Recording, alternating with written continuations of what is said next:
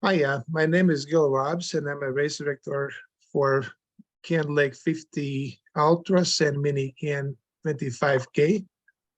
And today's Zoom interview is between 50-mile winners of the 2020 race, Parker Weeks and Brogan MacDougall. And first of all, congratulations, guys, and welcome to this Zoom interview. So, Thank you. yeah, you both posted really awesome results. Parker is he was the second male who ran the race under 6 hours and missing the course record by 6 minutes. And Brogan, you are in top 5 in female 50-mile race category, so that's pretty impressive.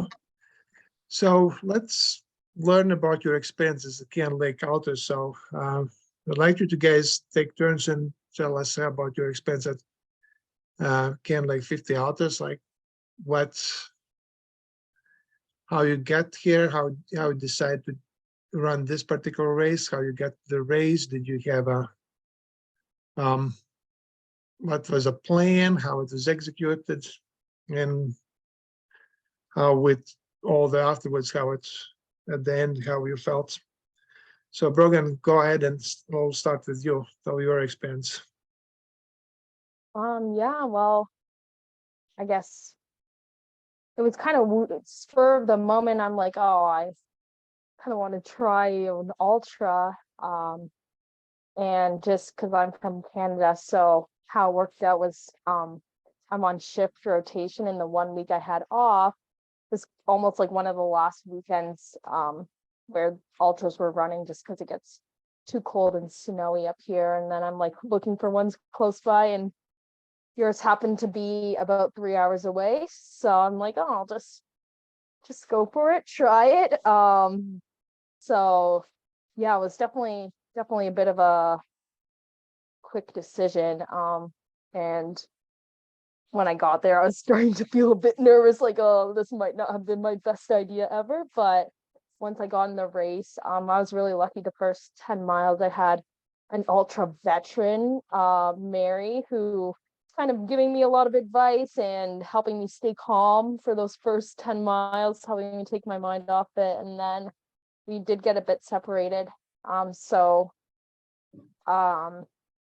Yeah, the next 20 or so miles, I was just kind of moving along, and then 15 miles to go, I was not moving as well. I was starting to feel it, but luckily I had my mom out there. She was awesome the whole day, really helping me along. And then I don't know, somehow I managed to find my way through the last 10 miles. But afterwards I was pretty sore and was sore for quite a while. But I'm back into running now, so it's been going all right.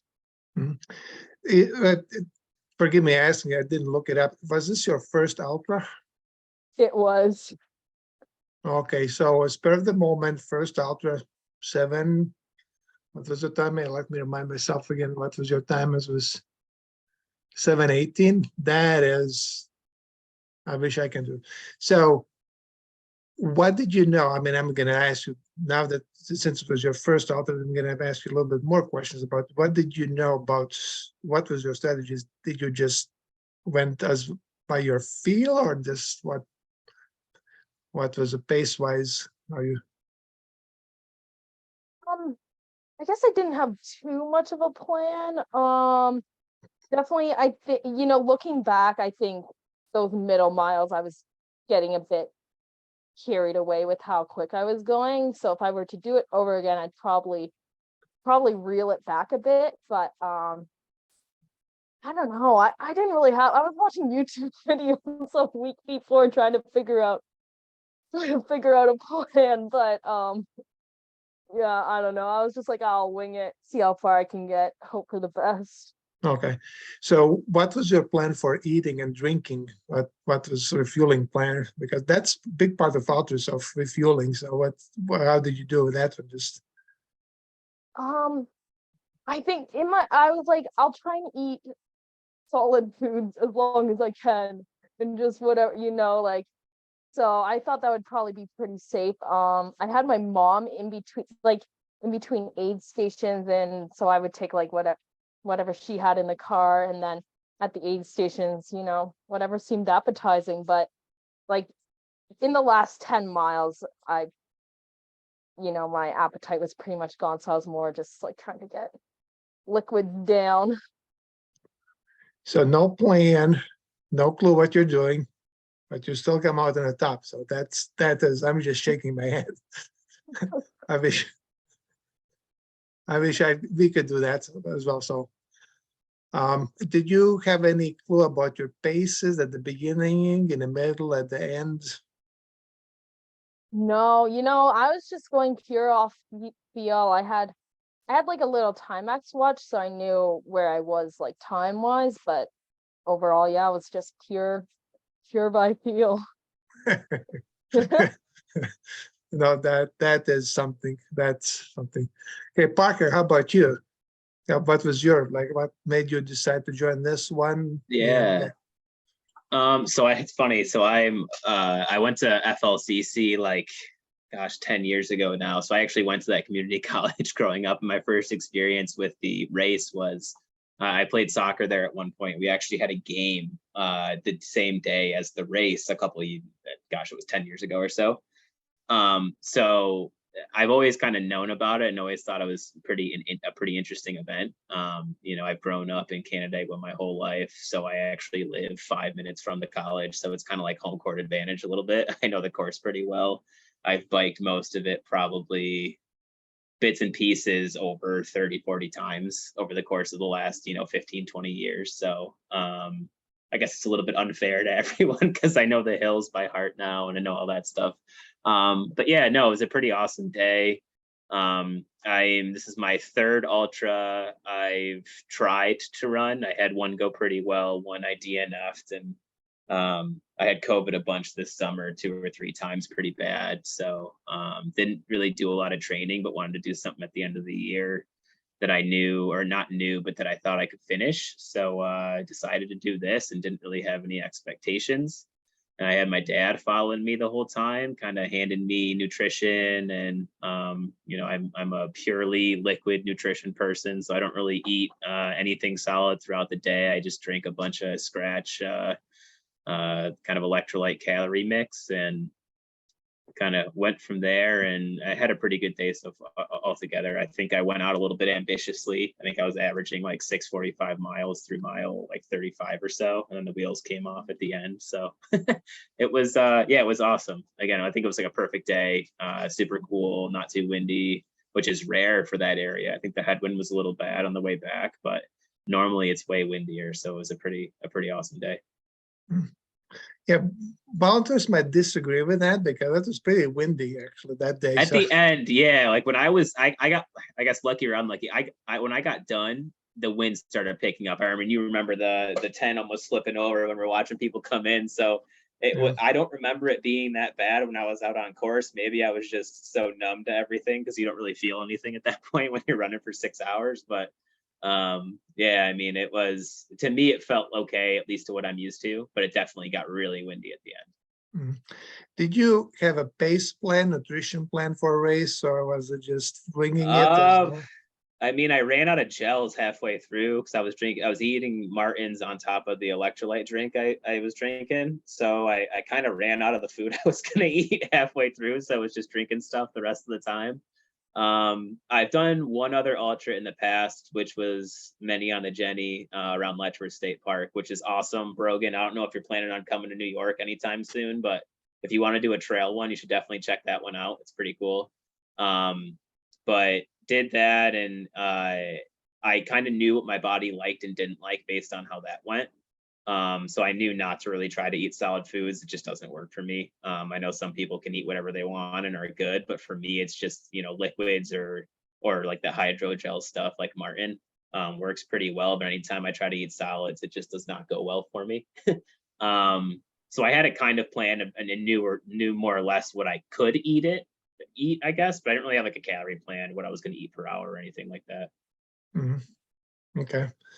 So, Brogan, have you heard how you just decided in the last second to sign up? How about you, Parker? When did you decide to sign up for Yeah, this race? so it wasn't, I was planning on doing another ultra in the area at the end in August, and it just went really bad. I DNF'd at mile like 26, and I ended up walking for 2 straight hours towards the DNF point because I was stuck in the middle of the woods. But I ended up having COVID pretty bad before that and tried to run through COVID, and it just didn't work out. So when I started to feel better 3 or 4 weeks before the race, I was like, hey, you know what? I might as well put my name in the hat and a ring, I should say, and try to do something. And my family was really upset with me because after a DNF, everyone's always like, hey, should you do this? Should you take more time off? Whatever. But I deep down kind of knew that I could do it. I just didn't know how fast I would do it. So I just figured, kind of spur of the moment. Not as spur of the moment as it sounds like Brogan did, but a little spur of the moment still. Yeah. So this was your redemption race when DNFs hurt. Yeah, definitely. I needed to do something mentally to know I could still do it. So it was pretty fun. Yeah, you have to say as well, I don't remember races in the past. I don't remember races where I did very well. I mean, I do remember races where I did well, but races where I DNF, those kind of sting for a long, long time. So yeah, you're not kidding. Every day I wake up thinking about what I could have done differently, or for me it was I got sick, so I couldn't really control it. But man, those stick with you way longer than any good race does. Yeah. So Parker, you said this was your home turf. You have been on the course for pretty much biked, like you said, 30, 40 times and whatnot. So you pretty much knew every corner. So was there any surprise about the course when you were running in a 50-mile course, or just was it what you expected? Yeah, it's funny. If you look at the profile, right, it shows the last, I don't know, maybe 10 or so miles right after Bear Hill, going pretty much downhill the rest of the way with some little ups and downs. It doesn't feel like that though. So it feels like you're going uphill the entire time, which is interesting. But in relative kind of relation to the big hills, I would say that was the most interesting piece for me. I'd never actually run that section. I've run Bear Hill, I'd run Popple before. But yeah, I've always ever biked most of that stuff, and it was deceivingly difficult, kind of where I was thinking I was going to be, the most fastest or, have it be the easiest. It just ended up not being the case. Mm. So Brogan, since you signed up in the last second, so what was your impression about the course, and what do you remember about different stages, early flats, then Bottle Hill, then subsequently going down to Vine Valley and Bear Hill and other hills? Yeah, well, man, that first half is really quite beautiful, and you're not hurting too bad. So I was enjoying it. I mean, Bobble Hill one was quite outrageous, but I got through that. I'm like, okay, because I was reading a bit before, and I was like, okay, maybe that's the worst over, but that second half was just brutal. Especially as you move towards away from the lake, some of that farmland, some of those hills were just way just crazy. Especially that Bear Hill. I was walking and my mom was she was with me. I was pretty much ready to cry, but got through it. Overall, I mean, no, yeah, it's a gorgeous area. Obviously the leaves and everything, it's a great time of year there. So I was, for probably 3/4 of it, I was really enjoying all the scenery and everything. So as far as Brogan, you kind of I just almost don't have anything to ask, because since you signed up in the spur of the moment, you can't say that everything was surprising to you, but did something stick out compared to on the course, what you would mention, what was different than any other race, what you have done? Like you said, early half was beautiful, then the hills, and what would you say, what surprised you the most about the course, what you didn't expect to see?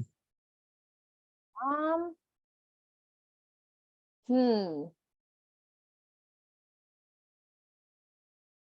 Oh, I guess just like the valleys, like through the, like, it was almost like it kind of reminded it, I'm from Ontario, so we don't have mountains. So I'm sure anyone who's from mountainous regions will not love me saying this, but the hill really did look like mountains to me. That was definitely surprising. I was not expecting, you get to the top of the hills and you see panoramic views. I think overall, from the descriptions, I think people have done a good job of laying it out. So nothing was overly surprising, but of course, once you're out there and like running, you're on hour 5, hour 6, hour 7, any small little bump in the road, not feeling too good. So Yeah. Parker, you mentioned that your biggest surprise was the last, anything after the Bear Hill, that was what sections that you have not run. Any other surprise on the course, what you would remember, what you did not kind of like felt differently on the race day versus biking and running before? Yeah, I think the part out of, I guess it's like right before Bear Hill, when you go up like a really steep section, you go around a turn and there's just like this straight up section, and then it kind of evens out and then you hit Bear Hill. That to me was just, it kind of punched you in the face a little bit. You just weren't really expecting it. And it was, it was a little bit more difficult than I had thought. Not that I thought it was going to be easy, but just, you're doing the entire race, you feel like you're in a good tempo, and that's basically like the start of Bopple Hill again, right? Even though Bear Hill's not as steep as that initial part seemed to me like it was, even though it didn't look that bad, or it doesn't look that bad on the bike. So I thought that was pretty interesting. All right, good. So after the race, how long, after all the celebrations, how long it took for you to recover from a race? Well, Parker, I'll start with you. Okay, yeah, so I did nothing for about, I want to say 2.5 days, but I have a dog that's like a small human. He's a 130-pound Great Pyrenees poodle mix who needs like 2 hours of exercise a day. So he prevented me from any more downtime. We have like a standing walk date every day at 5:30. So he made me go out with him, and I was trail running again on the Wednesday after the race, unfortunately, because it did not feel very great. But now I'm back running again and I'm feeling good. But yeah, not as much downtime as I wanted to. I would have liked to take like 5 or 6 days off, but it didn't happen for me. Okay, Brogan, you mentioned a little bit in the intros that how long it took for you to recover, but how was it for you after the first ultra? Like, what was it shocking, the recovery time? I got back in just some short runs, I guess a few days after. But yeah, just like random, like, oh man, I've always had like pretty bad hip strength on my right side, and I definitely was feeling that throughout the subsequent weeks. But kind of at a point now, I was just like, oh, whatever I can do, whatever I can't do, I'll just take my time with it and let my body recover. And seems to have worked. I seem to be in an all right place, so we'll keep the fingers crossed that I don't get any like long-term secret injuries popping up, but so far it seems all right. Very good. Just, I guess like it's a benefit like of younger bodies do recover like a little bit quicker. So anyway, just let's talk about how do you get in Altus like this. So Brogan, you said this was more than once you said this was spur of the moment decision to join the race, but join the Altus. But how long you have been thinking about running Altus, or just was it literally like a couple of weeks before the race? Let's do an ultra.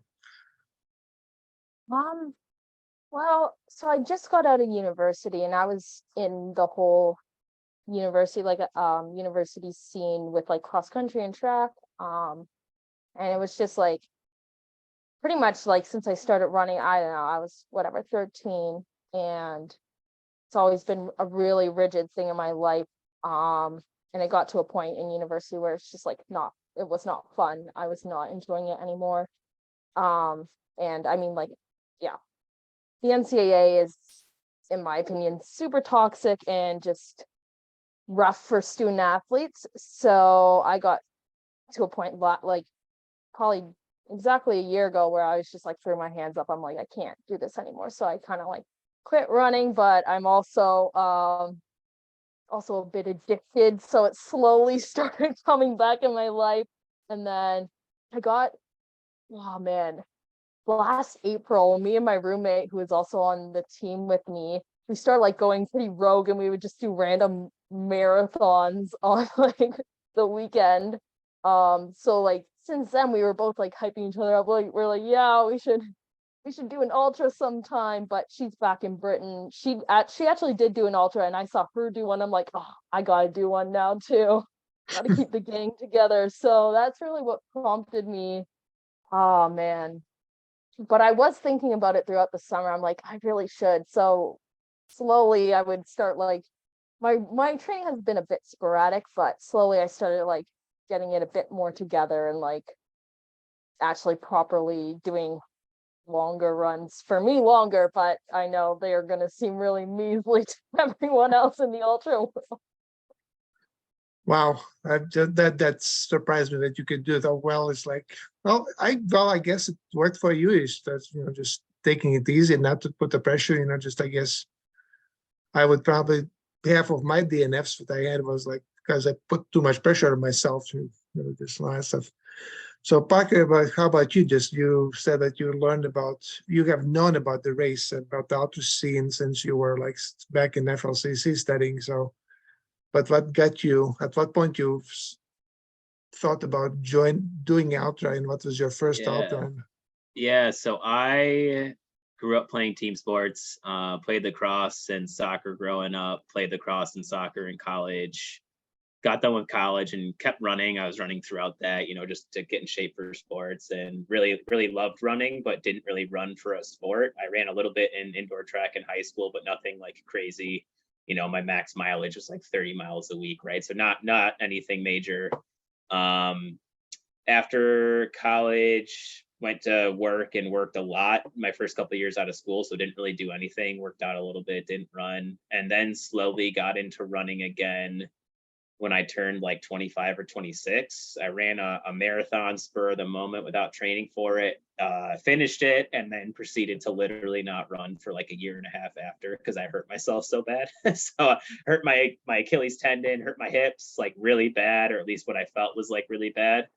And then didn't run at all for a while. And then, gosh, right when the pandemic hit, I kind of transitioned from, at that point, I was just kind of lifting weights, just being a meathead in the gym, to COVID hitting and having the gym be closed. And I was like, well, COVID's going to hit. I might as well try to do something.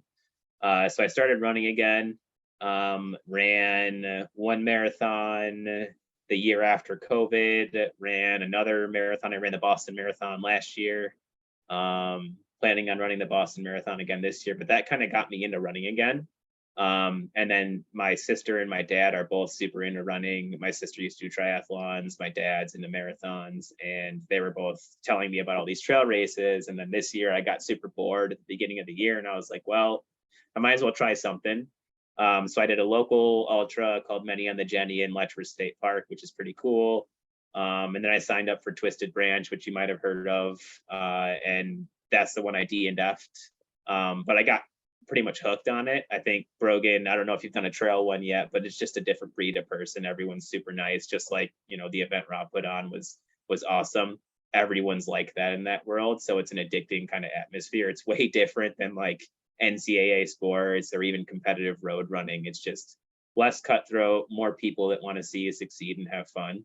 And I'm kind of hooked on that. As I've gotten older, it's become less about quote unquote winning, right? It's more about getting the most out of yourself and having fun. And I think there's no better community than the ultra running community for that aspect. Mm-hmm. I 100% agree with you said that the ultra community is a different breed. It doesn't mean that they're less competitive, but they're competitive in a race. But I have seen guys, if they get injured, the guys would stop the race to help out the injured runner. 100%. I was I went out pretty hard at the one I DNF'd and got passed by like, I think 30 people by the time I actually was able to bow out of the race. Every single person stopped for a second and said, "Hey, how you doing? Do you need water? Do you need anything?" That just doesn't happen anywhere else, which is pretty cool. Right, yeah, right. I mean, it's like last year, I was listening to this podcast by Kara Goucher, who used to be one of the top runners, middle distance and marathoner in the US, and she did run a 150K, and she mentioned that as well, that ultra community is way different than anything else. That's something different. So it's like that, and like that attracted me as well, and being in the sport since 2007. So you kind of like brushed on as well, like your training schedules and all that stuff. Let's talk about that a little bit. So how often you train, how mileage, do you cross train? Do you use personal trainer? Do you do hills, intervals, whatnot? So tell me about your training. Parker, will start as you. Yeah, so I would like to run more than I do. I have a job where half of what I do is located on the West Coast, so I work remote. So it's 3 hours behind the time in New York where I live. So I end up working very odd hours and long hours during the week very often. I probably average a normal week for me is between 45 and 60 miles, so not crazy. I do one long run. I try to do usually 2, maybe 3 workouts, depending on how I'm feeling. So I'll do like a hill day, and then I'll do, an interval or a tempo day, and then maybe a fartlek. And then the rest of my running is super, super slow. A lot of my running's at like 11-minute per mile pace with my dog. So like, if you look at my Strava, it's really funny. I have all these trail runs that are like 3.5 miles, and they're all at like 11:30, 12-minute per mile pace. And I've actually been questioned on it before, like, are those real? And I'm like, yeah, I run with my dog and he dictates the pace. So when he wants to, go slow, we're going slow. When he wants to go fast, we're going fast. But I actually think that helps me because I'm the kind of person that if I run too much, I end up hurting myself.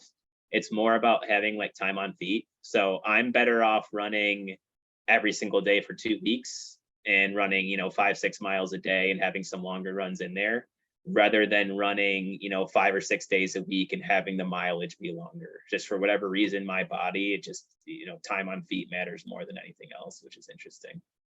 But yeah, I would say pretty straightforward. I used to use, what's his name? There's a guy that does a marathon plan. It's like the really popular one. You know who I'm talking about? I forget his name now off the top of my head. Not Jeff Daniels, is it? No, Hale Higdon. Mm. So I got my hands on a Hale Higdon training log thing that my dad got like 3.5 years ago. And so loosely, most of my training is based on, some of the workouts in that. I'll say I prefer, instead of doing like a week-long plan, I do like a 2-week plan. So I'll take like one, maybe 2 days off, usually just 1 day off every 2 weeks, and I string everything together. So rather than having it be on a 7-day schedule, I'll do like a 14-day schedule and do 13 days running and try to make it pretty hard. And that day off feels a lot more impactful than not. So same message was actually for 50K winners this year as well, that surprisingly they didn't have a high mileage trainings leading to it. It's like that. It's basically just doing the 30 to 40 miles per week. So I guess I'm pleased to see that right now just faster runners are not necessarily about the training volume, but more about the training quality. So that's I've always thought that's the case, but just like this year, it seemed like it's 50K winners had the same message, and you guys, well, so far Parker confirms the same thing, but let's say what Brogan says, like what score mileage or kilometers, how you say it in Canada. Yeah. Yeah, I do it all based on time. So I probably, I don't know. It definitely is not super set out. But it's more what I'm feeling in the day. I do try and do a little, like I'll do my Sunday long run, which is usually whatever, 90 to 2 hours, and then the rest of the day is 60, 70 minutes, whatever. I'm kind of working an interesting job right now, so it does make it hard to plan all of my afternoons, but yeah, I'm really, really prone. I'm like an injury magnet, unfortunately. So I have to be pretty careful. Workouts. I've like had this long-term injury for the last 3 years of like my hip acts up really oddly. I don't know if it might just be a mental thing at this point, but I actually had surgery on it in 2021. Didn't seem to fully fix it, but yeah, that's my constraint that I have to work around all the time. But I'll try and throw in some tempos now and again, and some intervals, maybe some hills, whatever I feel like. All right, amazing. I mean, I'm just surprised that you can run that fast. But I'm glad. I'm glad if it works for you, it works for you. Just go for it. Just nothing wrong with that. Just awesome. So you both mentioned you were. I mean, you're not a professional athlete, so I'm just wondering, what do you do for a living, and does it help you anyway in the ultra world? Brogan, start with you. Yeah. I'm a geological engineer, and right now I'm working in mineral exploration. So I'm up in northern Quebec, working on we're looking for a nickel copper deposit right now. But so we do like 3 weeks on, 1 week off kind of work. But I've been pulling a few super shifts lately, so it's more like 5 weeks on, 5 days off or whatever. But yeah, I mean, it does. I think it helps. Like all through the summer, I was doing a field program, and we'd be out in the field for whatever, 8 hours a day collecting our samples. I'd always get competitive with with the crew and try and drop them, and they'd get very angry because I always had the map. But yeah. I think that does help, because then you go for a run after that and you're already exhausted. But but it's a pretty physical job. So you do your runs after work, I think? Yeah, I try, for a while I was doing them in the morning, but those 4 a.m. runs, I just my willpower is only so strong. Yeah, very good. Parker? Yeah, I don't blame you. I tried to, for the longest time, do those morning workouts, and I would rather run at midnight than run at 5 a.m. I don't know who is those psychopaths that like that morning running, but more respect to him. My dad's done that my entire life, which is pretty wild. But yeah, for me, I work for a company called Constellation Brands. So I don't know if you've heard of like Corona, Modelo beer, Canopy Growth in Canada, Brogan, you've probably heard of them. So the company I work for owns all of that. I am on the wine and spirits side. I'm the transportation manager for all of their US domestic shipping.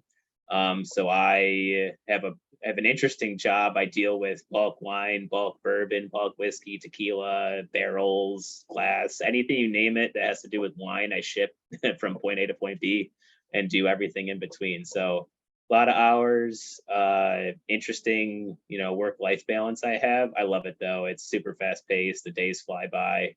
And it definitely doesn't help with training because there's days I work from 7 a.m. to 8 p.m. But when you can fit in those hours of training and you're fulfilled in your work, to me that's more important than being bored all day and then mixing in a run, right? So yeah, it's a fun job. Mm-hmm. That's interesting. Both of you just didn't expect that type of job descriptions, but that's cool. That's just both of you mentioned as well that I saw Parker, your dad was like, I was opening aid stations, you're running ahead of it. I saw your dad a few times throughout the race. I picked up that he is a serious runner as well. Oh, yeah. So how did it, do you bounce off here? Does he tell you what to do, what not to do, or does he leave you alone how to do it? Did they help at the Yeah. race? So when he's awesome. When I was growing up, like my first memories running were running with him. Like when I was like 10 or 11, wanting to go on the end of his run with him. So he has done he's done a bunch of marathons. He's run the Boston Marathon a bunch of times. He's been super competitive for his age group in a lot of races. He actually had some heart issues a couple of years ago and has continued to run through it and wants to kind of get back into things again, which is awesome. I think he wants to do either the 50K or the full next year, which will be cool for this. I'd love to do it with him. But yeah, he mostly leaves me alone. We bounce ideas off each other a lot, you know, whether it's, hey, do those shoes look cool? Or, hey, is this workout plan look interesting, right? We have very similar tastes for very similar people. So it's nice to bounce ideas off of him. But yeah, he doesn't really tell me what to do per se. He just kind of, I'll tell him something and he'll look at me like I'm cross-eyed or I'm nuts, and, you know, just say I have some harebrained scheme. Probably every single race I tell him about, you know, and now they don't really doubt me anymore. But at first it was like, you're going to sign up for an ultra. You haven't trained enough for that. You can't do that. You can't finish. And then the first one went really well. And then the second one went horribly. So then I tried to sign up for this one, and everyone in my family is like, oh no, you can't do that. You shouldn't do that. And then I ended up doing it anyways. And they'll tell me no, but they'll support me even if I'm doing it. So it's pretty interesting. So Brogan, how about you? You mentioned your mom was at the race now and stuff. Is she a runner? Is anybody else in the family a runner? Did they help you in any way, shape, or form at the race? Yeah, well, yeah, my mom is a runner. She is similar to me, like she just I think she would just do random stuff in her 20s, and she'd this was her training plan. She lived in Ireland for a year, and she'd go out for one 10-mile run in like a week with this group of guys, and she wouldn't know where where they were. So she's like, I just had to keep up, you know, otherwise I'd be lost in the streets of Ireland. And she actually ended up qualifying for Boston off that random training plan and ran a sub 3-hour marathon. So yeah, we definitely have the genes on that side. And then my sister, she's a big runner too. She's big into marathoning. I think she has one coming up in Houston in January, so that will be exciting to see how she does there. But I kind of tried, you know, I was afraid of what they were gonna say, so I was gonna just sneak over there myself. And I'm like, oh, it might be a rough drive back. So then I did end up having to tell my mom, and yeah, they definitely I think they were trying not to stress me out, but I could see it in their eyes that they were stressed a little. So, I mean, I think I came up with a nickname for this motley crew or whatnot. So you guys have seemed like you're accidental winners, you know, just It's probably true. That's the best how I'm listening to your like recounts of how you train and how we do it. So like, and that stuff, that's the best nickname I can come up with. I think that's like the best way to do it though. Like I've in the past, and especially playing like team sports, and Brogan, you said you ran a university, like when you put too much pressure on yourself, like you're destined to fail. Like you're always going to not meet your expectations, or usually going to fall short. So to me, like going into at least the last couple of ultras I've done with no expectations, I feel like is a huge benefit. I feel like if you had a goal, not that goals are bad, but like an ambitious goal sometimes puts too much pressure on yourself, I think. So to me, I think it's the better way to do it personally, but it's just my opinion. Very good. So we're just rounding up getting to the end of the interview right now, Justin. We talked about running and everything else and how you get in the race. And so is there anything else you can tell about yourself, your hidden talents or whatnot, and hobbies, interesting things, what would fellow runners might find it interesting? Brogan, we'll start with you. Oh no. Let me think. Well, you know, I'm big into rocks. I'm kind of a rock nerd. Um, I mean, music, not the like minerals. Music or no, minerals? like the actual mineral, yeah. Um, so, but I would say in terms of hobbies, um, I was into actual music for a while, like on the violin. But now I'm just in that, I guess, working life where all you can do is work all day and then squeeze a run in there and then hope for the best. I think you have an interesting life as well if you're just collecting samples through the all day long, just like somewhere deep in Canada. That's Yeah. that's Well, oh man, it was a pretty fun summer, but you would think it would be more fun than it was, We were pretty much just like you couldn't wear anything other than an entire body, like your every inch of your skin had to be covered from the bugs. But then instead you just were so like I thought I was gonna die of heat a few days. Like it was pretty awful, but the pictures make it look fun, so that's all that matters. yeah. I bet like after like 5, 6 years, those are going to be good memories. Yeah. Can laugh Yeah. about it now. Yeah. Anyway, Parker, how about you? What do you do in your Yeah. free time? Yeah, so I'm actually a huge nerd. I love like fantasy science fiction books. It's like the painting behind me is Starry Night, but it has the Lord of the Rings characters in it. It's like the train behind Gandalf, if anyone knows that movie, as they're walking along. So yeah, I have a huge bookshelf of science fiction books. No one really expects that out of me. A lot of people think I'm this, based on what I did growing up, I'm this big jock that just likes sports and all that stuff. But yeah, I'm a giant nerd. It's something that's interesting about me, I guess.